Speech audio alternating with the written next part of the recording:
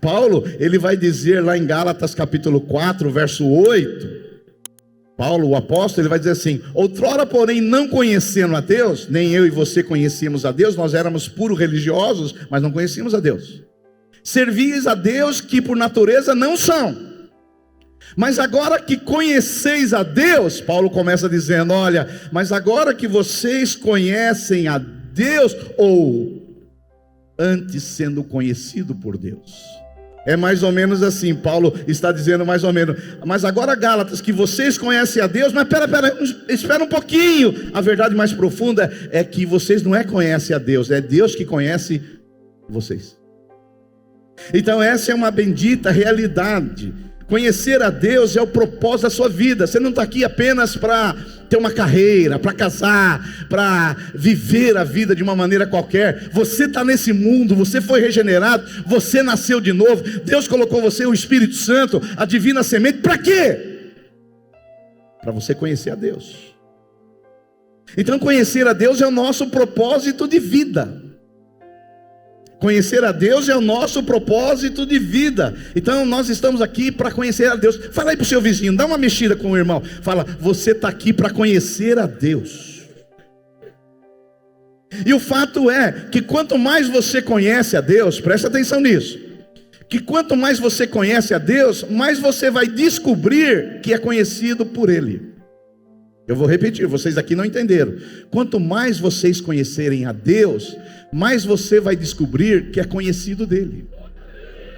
Aleluia! Então isso é maravilhoso, porque Deus, apesar de nos conhecer, de nos esquadrinhar, de nos sondar, de entrar nas nossas profundidades, na nossa interioridade, de saber de todas as nossas fraquezas, os nossos pecados, das nossas mazelas, das nossas iniquidades, Deus conhece você e Ele te ama.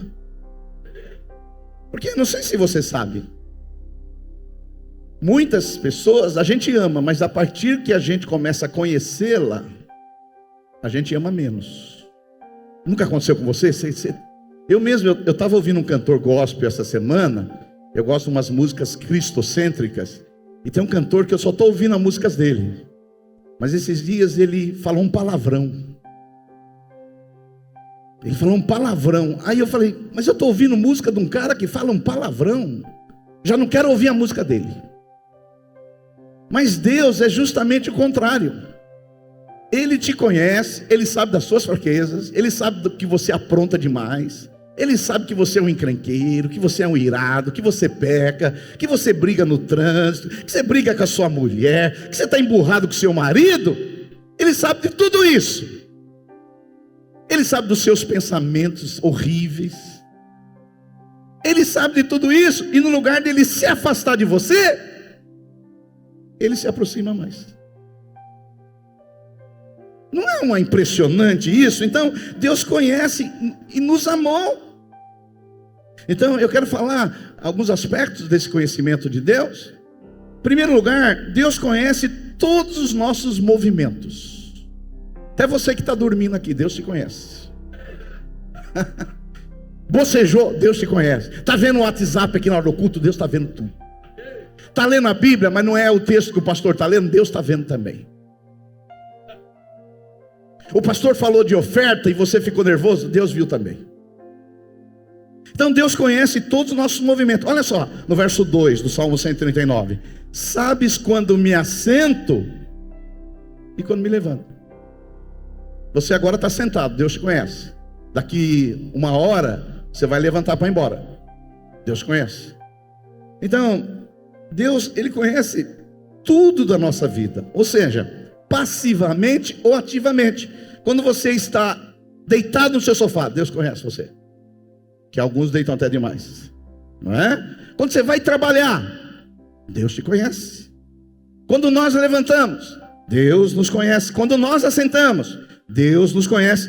Deus conhece a nossa dinâmica. Deus sabe onde você trabalha. Deus sabe que você brigou com o chefe essa semana. Deus sabe que você não foi gentil com a sua mulher. Deus sabe que você brigou lá no jogo.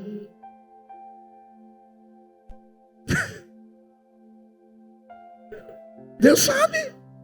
Deus conhece a nossa dinâmica, Deus conhece tudo. Então cada movimento seu, cada intenção sua, Deus conhece. E a maravilha, sabe qual que é, irmãos? Ele conhece tudo isso e te ama. Como eu falei, quanto mais a gente... Não sei se você sabe, quando a gente namora, alguém aqui namorou? Os outros que levantaram a mão não namorou? Não casou? Fizeram o quê? Deus conhece que você não levantou a mão, que o pastor pediu para você levantar a mão também. Quando você namora, você só quer mostrar as suas virtudes, pastor Evânio. Eu me lembro quando eu comecei a namorar com a pastora Miriam em 1982. Eu só queria mostrar minhas virtudes. Não é? Mostrar meu lado bom. Eu brigava com a minha mãe pra caramba, mas quando ficava perto dela, era assim, que bom. Era um anjinho. Mas depois, quando eu casei, ela descobriu, Natal, que não tinha anjinho nenhum, que tinha um monstro aqui dentro de mim. Mas como ela fez uma aliança comigo, ela não podia deixar o monstro. Ela teve que aturar. E está aturando esse monstro já faz 36 anos. Aleluia. Você viu que vocês disseram glória, mas ela não disse aleluia. Amém. Mas eu entendo perfeitamente. Ficou com vergonha. Eu estava lá agora em Araras. O pastor Marcelo, que daqui a pouco vai chegar aqui, está ali o pastor Marcelo, que gentilmente nos trouxe aqui. E ele falou, pastor Silvio, vai fazer quantos anos de casado, pastor Marcelo? 23 anos de casado. A Edna, lá de Araras, vai fazer 25 anos. E ele falou, pastor, eu nem sei o que eu faria para minha mulher, pela Carla. Eu falei, a Carla? Ela merecia você fazer uma estátua lá na sua casa. Tanto que ela te aturou, e tanto que ela aguentou você. Você não sabe como você é ruim, chato. Merecia uma estátua. Will, merece uma estátua, uma estátua. Não para adorar, só uma estátua ali mesmo. Ter estátua não é pecado, pecado é adorar a imagem. Memorial, tá vendo? Essa mulher me aguentou, quantos anos? 23 anos. Agora, Santa Carla, tem Santa Carla? Se não tem, a gente cria. Deus conhece, e então quando você namora, você só quer mostrar suas virtudes, sim ou não? Mas depois que você casa, o cara roncar à noite, o cara vai tirar a meia, tem um chulé insuportável, o cara tem um mau hálito, que quando ele fala com você é um bafo de jiboia que ninguém aguenta. Misericórdia. Mas Deus sabendo de todas essas coisas ruins da nossa vida, dos nossos defeitos, dos nossos pecados, das nossas iniquidades, Ele nos ama. Quantos podem dar glória a Deus? Então Deus conhece todos os seus movimentos. Ele sabe se você quis ir no motel essa semana com outra mulher. Ele sabe se você passou um WhatsApp para um cara que não é seu marido. Pega ela, então Deus sabe tudo. Eu sei que às vezes você quer esconder do pastor, do líder, do seu marido, da sua mulher. Deus sabe todos os seus movimentos. Segundo lugar, do conhecimento de Deus, pior, agora vai piorar muito, hein? Deus conhece todos os nossos pensamentos. Olha só o verso 2 que diz assim: de longe penetra os meus pensamentos. Davi está dizendo que Deus, na sua onisciência, ele entra em nós e Ele conhece todos os nossos pensamentos. Os especialistas em comportamento humano, eles dizem que uma pessoa tem 10 mil pensamentos por dia. Tem mulher que tem 15 mil.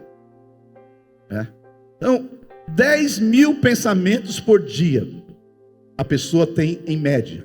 Talvez até agora, você já deve ter pensado uns 3 mil pensamentos, desde quando você levantou até agora. Até o final do dia, 10 mil, talvez 15 mil, algumas pessoas mais ansiosas. Agora, sabe o que acontece? Tem pensamentos que são bons. Abençoe aquela pessoa, Senhor. Leve ele em paz. Mas tem pensamentos, irmãos, que são horríveis. Eu não sei se você tem esses pensamentos horríveis. Só eu? Mais meia dúzia, os outros não tem. Vocês não tem não. É querubim no nosso meio, serafim, anjos, arcanjos. Eu tenho pensamentos às vezes que eu falo: é meu esse negócio aqui? Aí eu quero botar a culpa no diabo. Diabo. Não, é eu mesmo, o Silvio Galli, que é mau, pecador, miserável. Tem coisas que são malignas, mas a maioria não são. A maioria são nossos pensamentos, da nossa carne, da nossa natureza. Tem um pecador aqui. Agora Deus conhece cada um desses pensamentos. Sabe aquele pensamento que você quis sair com a mulher do outro? Deus sabe aquele pensamento. Sabe aquele pensamento que você teve viu aquela mulherona? Deus também viu aquele pensamento. Deus viu tudo. Sabe esses pensamentos horríveis que você quis matar 10 caras? Eu vou matar esse cara aqui. Deus viu esses pensamentos também. Agora, Deus, ele viu porque ele penetra, ele diagnostica, ele vasculha, ele percebe. Mas deixa eu falar para você, Deus sabe desses 10 mil pensamentos que você vai ter esse dia. Ele sabe todos os pensamentos que você já teve e todos os pensamentos que você vai ter. Mas mesmo assim, ele te ama. Porque eu vou dizer uma coisa para vocês aqui, vocês vão ficar escandalizados que eu vou falar, mas eu não me importo com isso.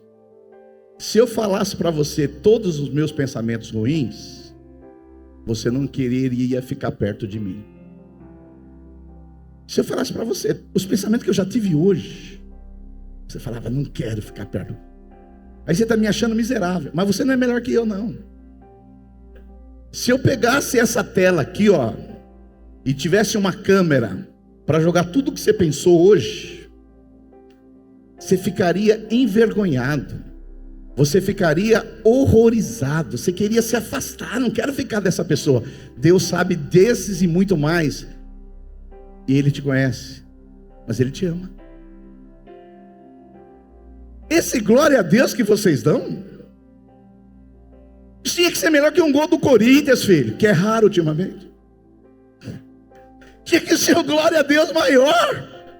Deus saber de tudo isso e você fala, glória a Deus, glória a Deus. Deus te ama, independente desse monstro que tem em você, essa natureza pecaminosa, Deus te ama, aleluia. E isso não vai fazer deixar Ele de te amar. Se Ele conhece todos os seus movimentos, Ele conhece todos os seus pensamentos. Terceiro, Ele conhece todos os seus caminhos. Olha o verso 3.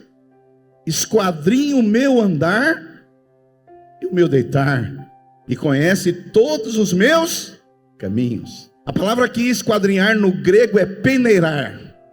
Peneirar, como se peneira grão.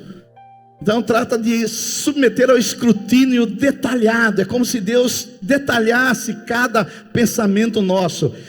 Esquadrinhar é aquela camada daqueles pensamentos que a gente quer deixar 7 chaves, que a gente quer deixar num cadeado, escondido. Davi sabia que aquelas partes mais íntimas, mais obscuras da nossa vida, Deus sabe de tudo. Deus sabe onde você foi essa semana. Deus sabe que você foi comprar um sapato escondido do seu marido. Deus viu. Que você não podia usar aquele cartão de crédito. Deus viu. Deus sabe o que você faz. E eu vou dizer para você, se você não sabia, Deus sabe tudo ao seu respeito.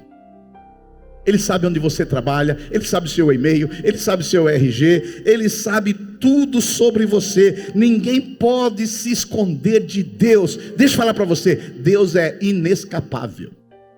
Diga para o seu vizinho, não tem para onde você fugir.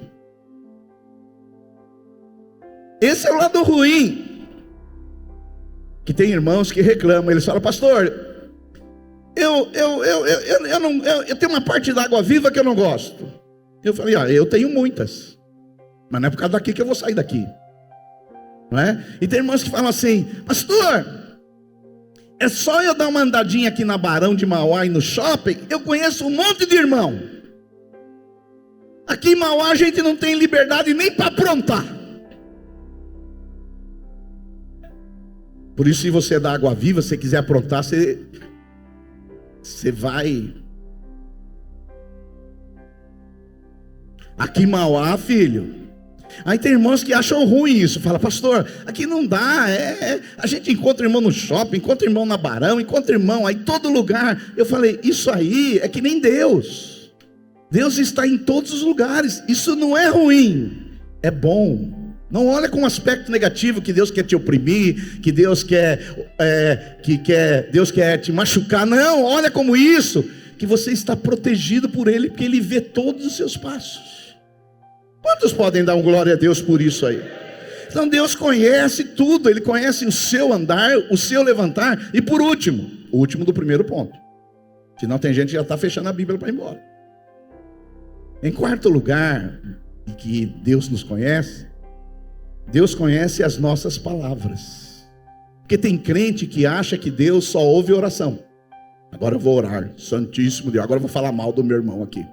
Não, filho, não, Deus conhece quando você ora, mas Ele conhece quando você fala mal dos outros também. Olha só o verso 4: ainda a palavra não me chegou à língua, e tu, Senhor, já conhece todos.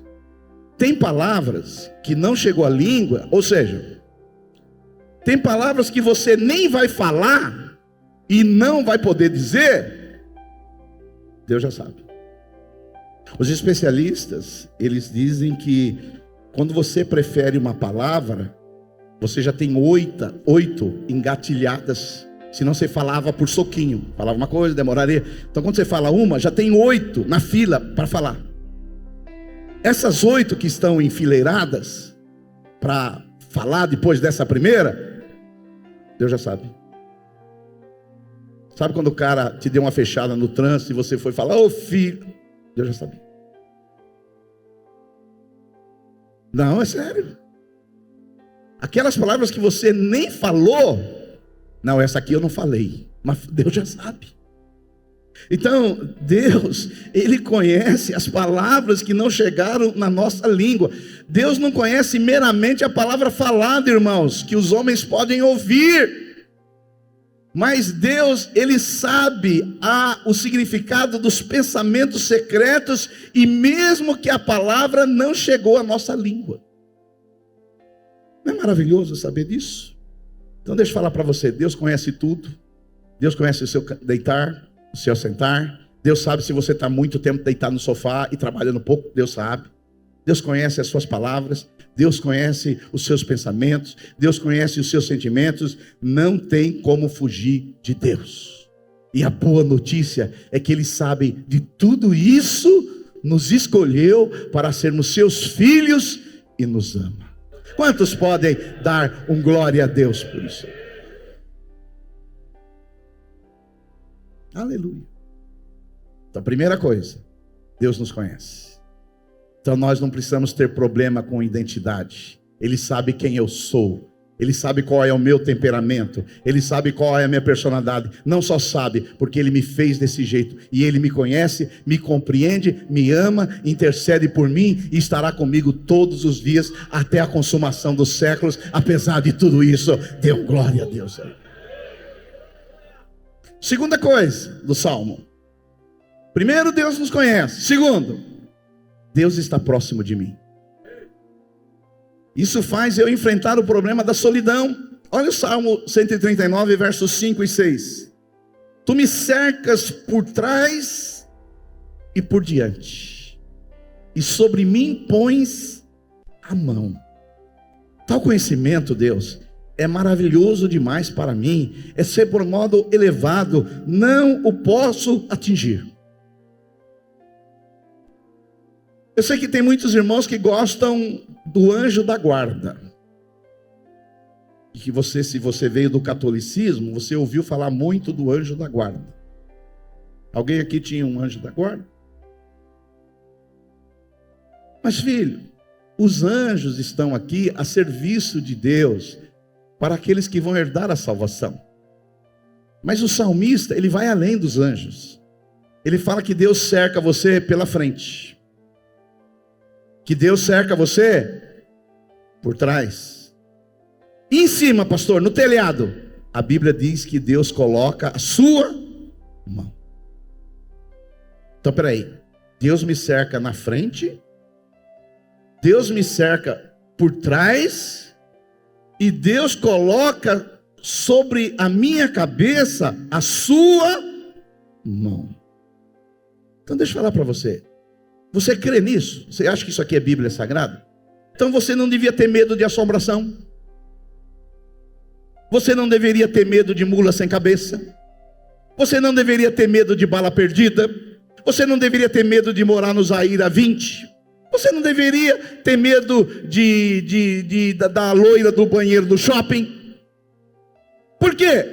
Porque se você é filho de Deus, e você crê que você é filho de Deus, e você crê que a Bíblia é a palavra de Deus, então tem proteção na frente, tem proteção para trás, tem proteção está protegido, tem um campo de força protegendo a você. Você tem o selo de Deus, ninguém pode tocar em você, o maligno não pode tocar em você, porque tem a proteção divina. Você não está sozinho, e ainda que você passe pelo vale da sombra da morte, você não tem que viver apavorado, filho.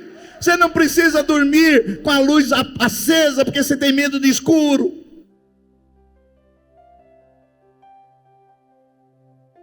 Agora veja bem, como você acredita que um crente pode ficar possesso por demônios? Deus te cerca, Deus te protege, pela frente, por trás, põe a mão, e Deus, você é propriedade de Deus, e Deus vai deixar um demônio entrar em você? Ah, por favor. Deus guarda você. Você tem mais do que um anjo da guarda. Você tem a proteção do onipotente, aquele que tem todo o poder, aquele que tem todo o poder nos céus, na terra, no mar, que com o sopro da sua boca ele virá destruir o anticristo. Ele conhece você, ele protege você. Você não está sozinho. Eu não sei você, mas eu, quando era pequeno, eu tinha medo de passar na rua perto do cemitério. Alguém também tinha esse medo? Eu e a Ângela, mas ninguém tinha medo. Também tinha. Sheila, você não tinha medo, eu?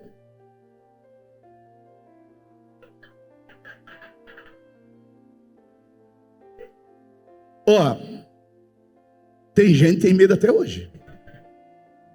Esses dias, a sua cunhada, ela foi atenciosa comigo, ela trabalha lá no posto de saúde, e ela falou que eu podia tomar vacina contra a gripe. Eu fui lá. E quando eu fui lá, o posto de saúde fica em frente ao cemitério. E eu fiquei lembrando daquele versículo que os mortos ressuscitarão primeiro, e nós, os vivos, seremos transformados. E eu fiquei olhando para o cemitério. Ai, que passatempo, olhar para o cemitério.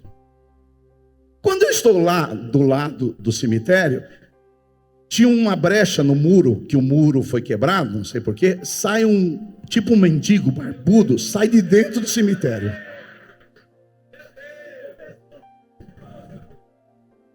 Sai de dentro, estou falando a verdade, aconteceu faz algumas semanas isso. E ele sai,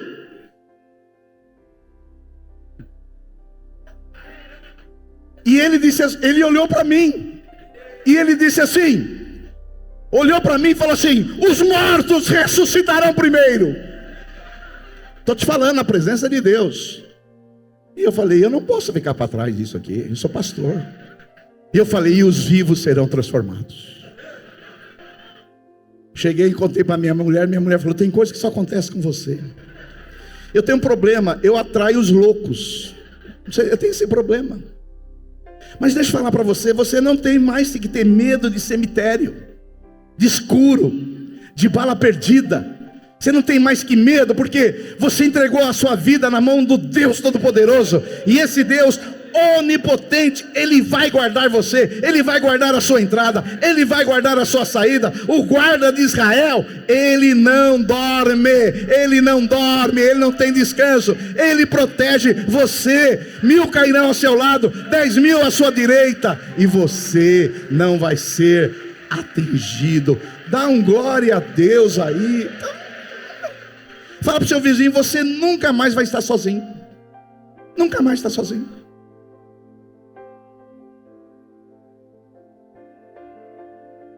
Então, primeira coisa, Deus nos conhece. Segunda coisa, Deus está próximo de mim. Terceira coisa, Deus cuidadosamente me criou. Olha o Salmo 139, e isso fala para a gente enfrentar o problema da autoestima. Quem entende isso, não tem problema de autoestima. O Salmo 139, 13 diz assim: Deus, Tu formaste o meu interior. O interior Você pode colocar o seu interior físico, os seus rins, o seu fígado, o seu pulmão, mas o seu interior também emocional. Tu me teceste no seio da minha mãe, o Senhor que me formou.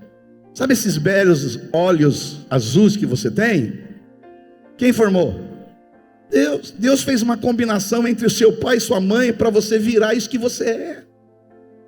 E o salmista vai dizer no verso 14: graças te dou, Pai. Tem gente reclamando do que é, mas o salmista, quando ele viu essa revelação que Deus que formou ele desse jeito, pastor William, ele disse assim: graças te dou, Pai, eu te agradeço porque de um modo maravilhoso eu fui formado. Filho, quem lê esse versículo não pode ter complexo de inferioridade. Peraí, Deus me criou desse jeito aqui, Deus me criou com esse temperamento, foi Deus que me deu esse nariz, foi Deus que me deu esses olhos, foi Deus que me deu esses braços, foi Deus que me deu essas habilidades, foi Deus que me deu esses dons, e é desse jeito que Deus me formou. Você deveria todo dia acordar de manhã, olhar para o espelho e fazer como Davi, ficar extasiado e falar: graças te dou, Senhor, porque eu não sou qualquer pessoa, o Senhor me fez de uma maneira singular, única, exclusiva. Entre 8 bilhões de pessoas nesse planeta, o Senhor me criou diferente, só há uma pessoa igual a mim. Oh, aleluia! Quantos podem dar um glória a Deus?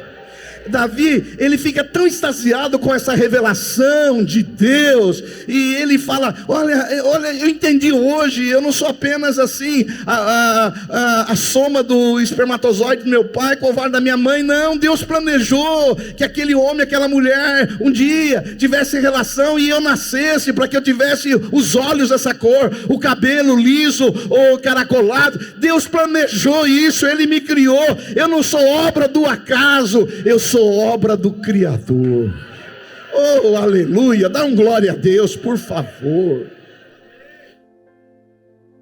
Você deveria acordar todas as manhãs, olhar para o espelho e falar: graças te dou, porque de uma maneira assombrosa eu fui criado. Aleluia. Senhor, obrigado pela minha estatura. Senhor, obrigado pelas minhas pernas. Obrigado pela cor da minha pele. Senhor, obrigado pela minha personalidade. Obrigado pelo meu temperamento. Obrigado, Senhor, pelos dons que o Senhor me deu, pelas habilidades. Senhor, eu te dou graças. Mas você fica procurando psicólogo, porque eu sou tão fraquinho, eu sou tão pequenininho.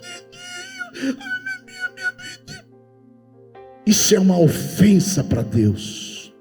Deus te criou de uma maneira maravilhosa e você se acha pequeno, você se acha menor. Davi no Salmo 8, ele vai dizer assim, que Deus nos criou pouco menor do que os anjos, e de glória e de honra nos coroaste. Você é a imagem do Altíssimo. Ele colocou os atributos em você de santidade, amor e justiça. Ele te deu consciência própria, Ele te deu direção própria, Ele te deu liberdade de escolhas. E você: ninguém gosta de mim, pastor, na igreja ninguém gosta. Pelo amor de Deus, essa é a palavra. Lê o Salmo 139, meu irmão. Levanta a cabeça. Sai de manhã, faz essa barba que você não faz há 3 meses, passa um desodorante, põe uma roupa nova e diz: o Senhor me criou e eu vou ser do jeito que Ele me criou e vou glorificar o nome dEle para sempre. Ah, pastor, por que o meu nariz parece a Torre Eiffel? Ah, pastor, por que a minha orelha parece um Fusca de portas abertas? Ah, filho, vai procurar o que fazer.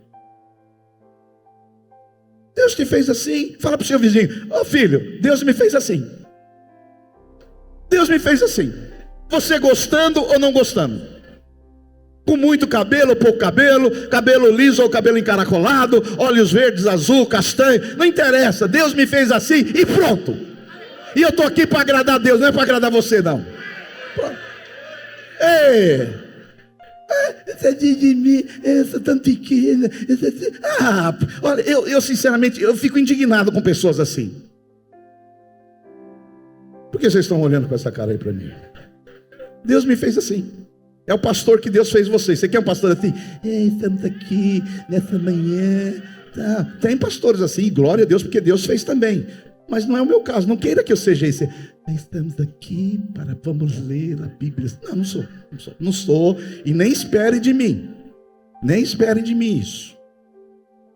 Que eu também não espero nada de ninguém. Eu vejo as pessoas como a imagem, a semelhança de Deus.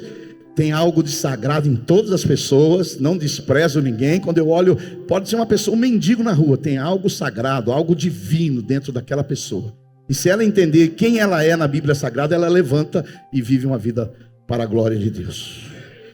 Deus criou você como obra da criação. O verso 17 do Salmo 139, Davi vai dizer assim: que preciosos para mim, ó Deus, são os teus pensamentos, é como a grande e a soma deles. Então, Davi, ele olha para os pensamentos de Deus, a maneira que Deus pensou, projetou, criou seus decretos, o seu propósito eterno. Deus, deixa eu falar mais de você um pouquinho agora.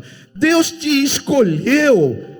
E Ele te escolheu nesses pensamentos deles que são assim inescrutáveis, que a gente não consegue atingir. Deus te escolheu antes da fundação do mundo. Olha só o que diz Efésios capítulo 1, verso 4.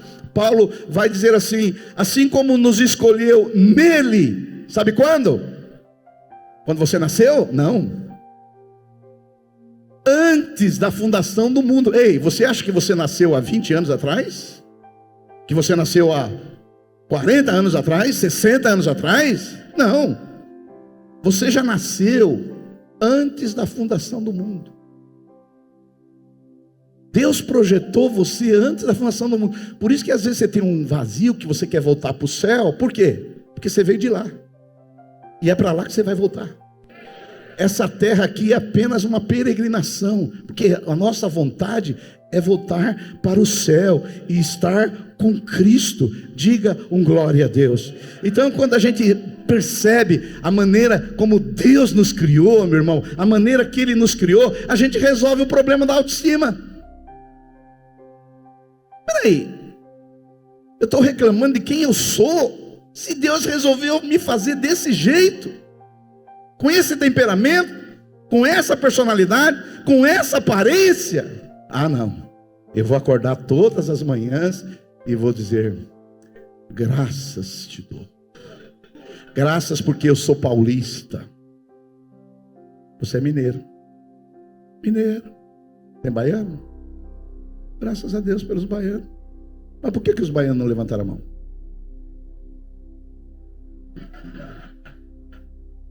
Baiano, graças a Deus.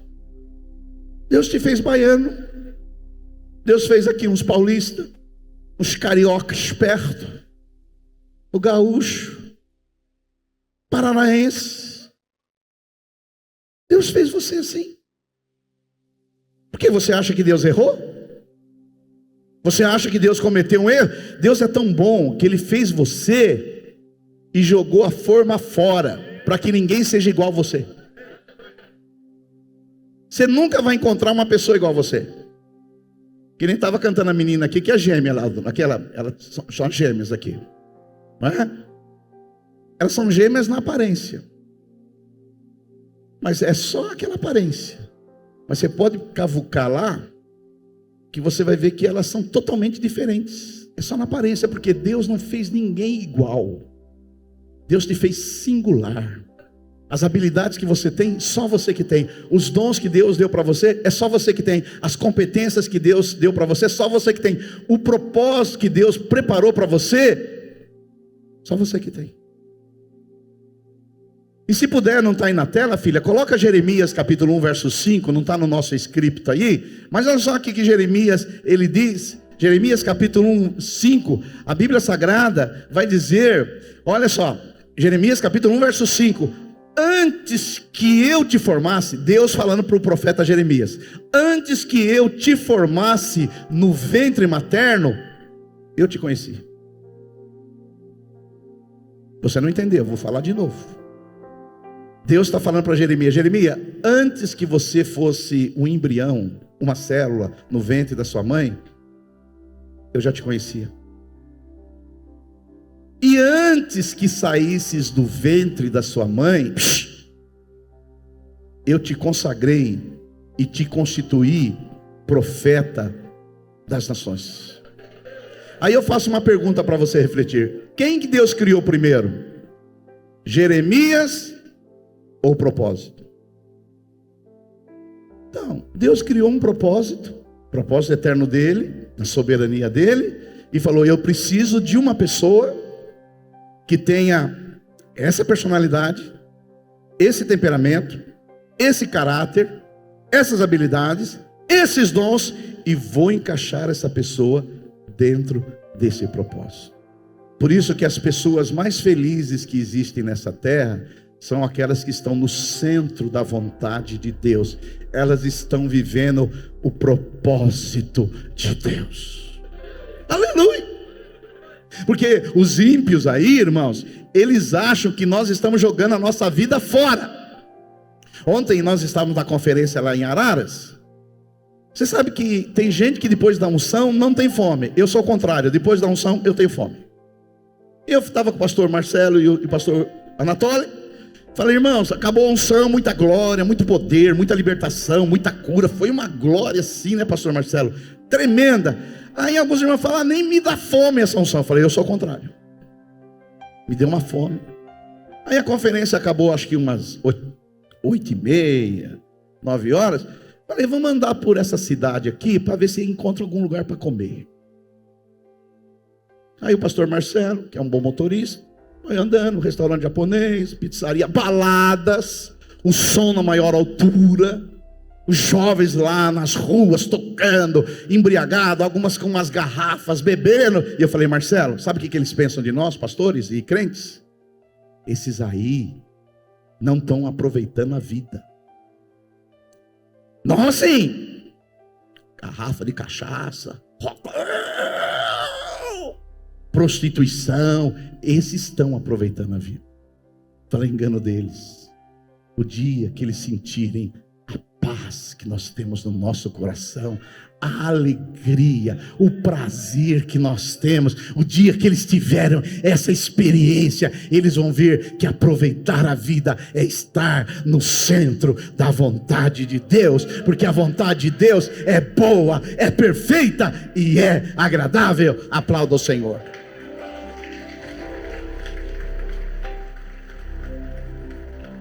Então, mais ninguém aqui com problema de autoestima. Não vem mais aqui, pastor, eu sou um pastorzinho. Não, acabou. Chega. Passou. Olha para o espelho, estufa seu peito e fala: eu sou obra-prima da criação. Eu sou a imagem de Deus. Deus me planejou antes da fundação do mundo. Esses lindos olhos de mel que eu tenho, o Senhor levou uma eternidade para pintá-los. Forcei muito? Tá bom. Quarto para a gente ir embora, porque alguns aqui já estão pensando em nhoque na hora do almoço. Então nós estamos falando que Deus nos conhece. Nós estamos falando que Deus cuida de nós. Nós estamos falando que Deus nos criou. E por último, quarto lugar, Deus me protege.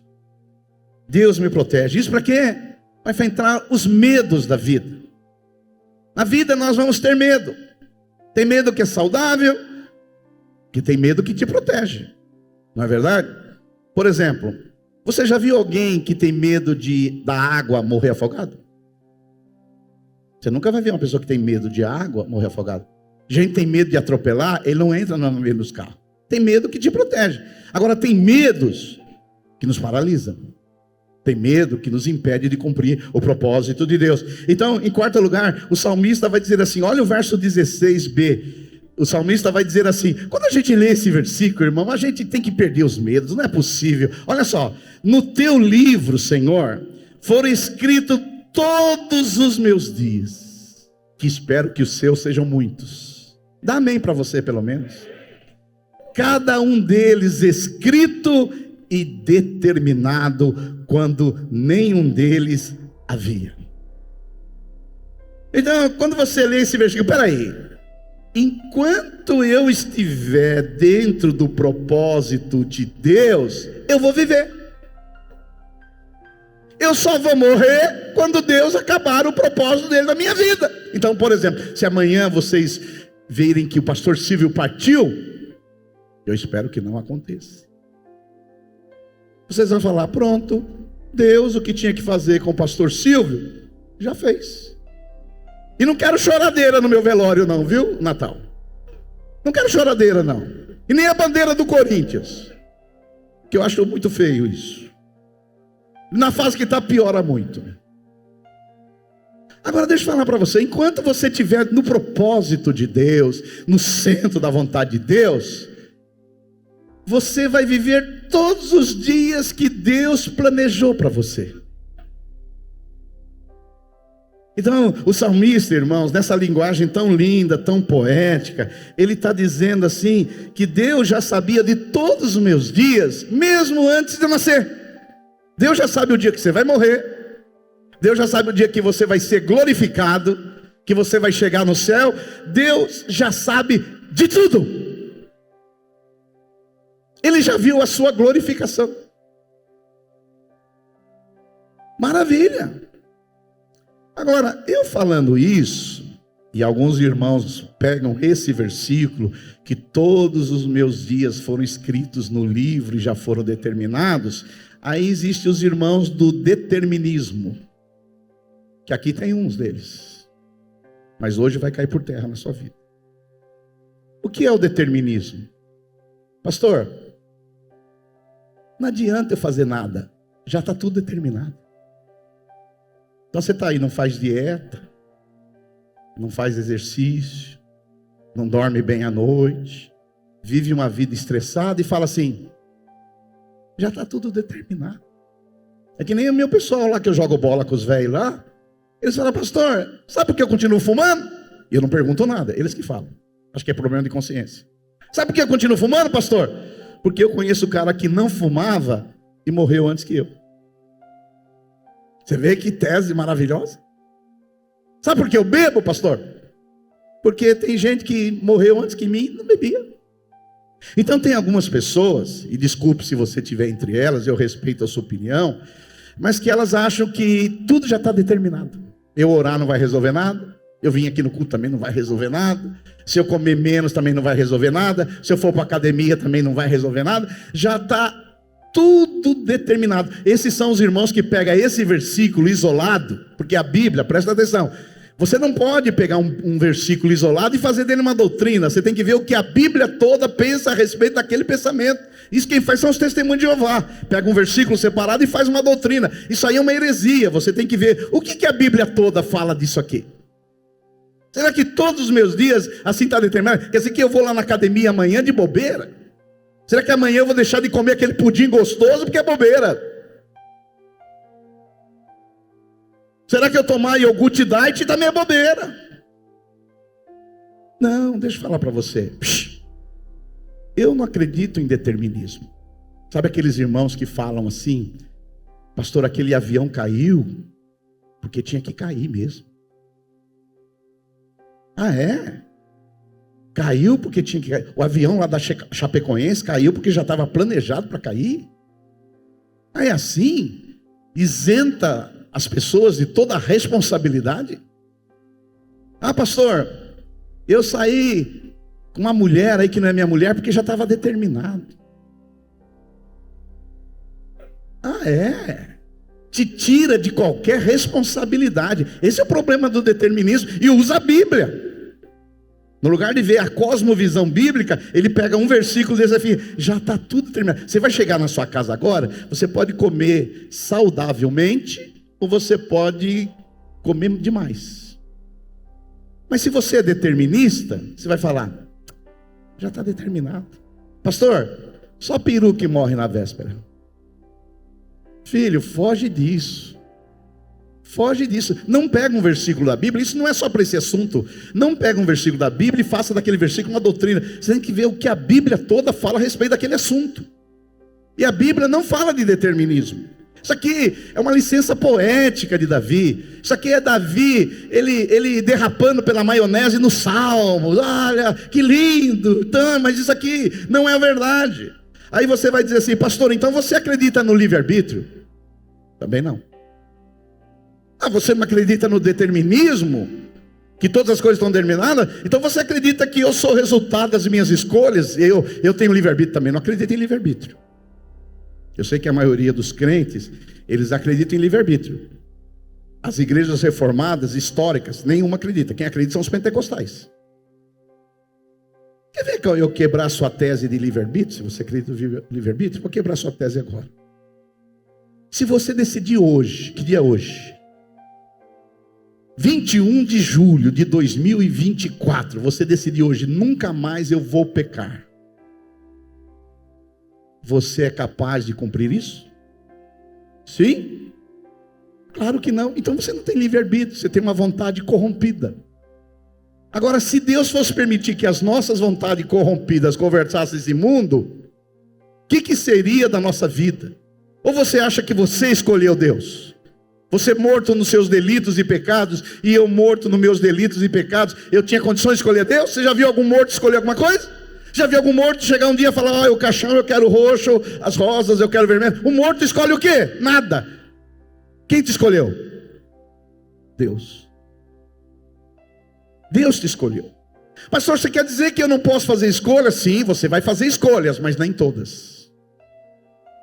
Você vai fazer muitas escolhas. Você vai escolher quem você vai casar, você vai escolher a comida que você vai comer hoje, você vai escolher o carro que você vai comprar. Algumas escolhas Deus deixa você fazer, mas livre não. O único que tem livre-arbítrio é Deus. Ele faz o que Ele quer, a hora que Ele quer, quando Ele quer, e Ele tem poder para fazer o que Ele quer. Pastor, mas deixa eu entender na minha cabeça. Você deve estar pensando assim: se vocês não acreditam nem em determinismo e nem livre-arbítrio, o que vocês acreditam? Eu vou dizer para você o que eu acredito. Eu acredito em paradoxo. O que é o paradoxo? É a soberania de Deus, o propósito eterno de Deus, com a cooperação humana. Propósito eterno de Deus. O que Deus determinou vai acontecer e pronto. Mas tem coisas que Ele me dá liberdade para mim fazer algumas escolhas. Hoje você teve a oportunidade de escolher de vir na igreja ou não. Escolha sua. Mas tem coisas na sua vida que você não vai escolher. Eu não escolhi ser pastor. Eu não escolhi ter a cor dos meus olhos. Eu não escolhi ter o cabelo que eu tenho. Eu não escolhi porque Deus é soberano. E Ele faz o que Ele quer, a hora que Ele quer. Foi assim que aconteceu com José. Os irmãos de José venderam ele para o Egito. Quem vendeu José para o Egito? Os seus irmãos. Mas quando eles chegaram no Egito, sabe o que José disse? Ele falou: foi Deus que me trouxe aqui. Mas peraí, foi os irmãos que venderam? Ou foi Deus que trouxe? Paradoxo. Isso fala da responsabilidade humana e da soberania de Deus. Isso aqui é uma coisa muito fina, muito estreita, muito tênue, que a gente às vezes não vai saber direito. E eu ilustro isso, eu já falei isso para vocês, mas vale a pena dizer agora. Quando eu tinha minha filha, que hoje tem 30 anos, quando ela tinha uns 4 anos, eu levava ela no parque Celso Daniel, lá em Santo André, para brincar. Ele deixava ela solta. Ela achava que ela estava solta, mas o pai estava de olho nela. Quando ela ia lá no balanço, brincava, tudo bem. Quando ela ia no gira-gira, brincava. Mas quando ela subia uma escada que eu via que ela corria perigo, ela não percebia. Mas eu ia por trás e ficava assim, atrás dela. Porque se ela caísse, eu estava por trás. Na cabeça dela, ela tinha livre-arbítrio. Ela achava que ela podia fazer todas as escolhas. Mas eu estava por trás das escolhas dela. Assim é Deus com você. Você está aqui nesse mundo, esse mundo aqui é um parque que você está andando para lá e para cá, mas por trás de tudo isso está Deus, guardando você, protegendo você, cuidando de você, não permitindo que você se perca. Dê um glória a Deus aí, aleluia. Por isso que nós estamos na mão de Jesus, e Jesus diz: as minhas ovelhas eu dou a vida eterna e ninguém tira da minha mão. Se você nasceu de novo, você está na mão de Jesus. E Ele vai guardar você. Deixa eu falar para você. Deus te conhece.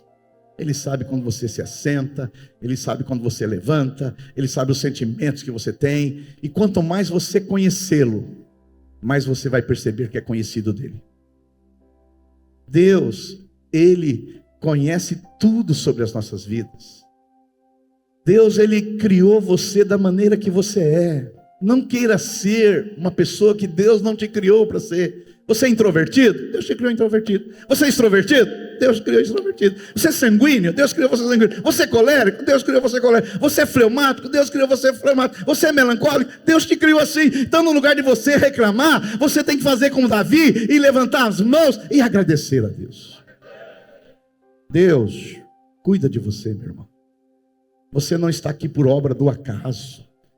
Deus planejou a sua vida antes da fundação do mundo. Ele fez o seu pai e sua mãe se encontrarem para que pudesse nascer um ser como você.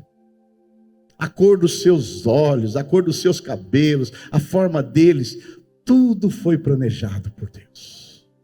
E quando eu conheço esses pensamentos de Deus, eu falo, para onde eu vou escapar desse Deus? Se eu vou no Guapituba, Ele está. Se eu vou no Zaire, Ele vai lá também.